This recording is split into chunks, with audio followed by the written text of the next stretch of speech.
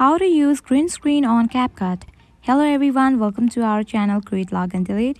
In this video, I'm gonna show you the simplest way to use green screen on CapCut. You can see that I have already selected the video. Now what you have to do is tap on Overlay, tap on Add Overlay. Now select the green screen video.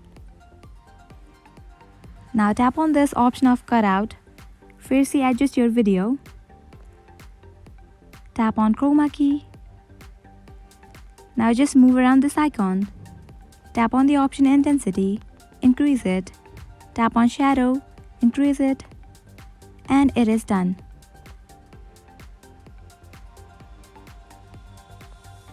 I'm gonna crop this overlay.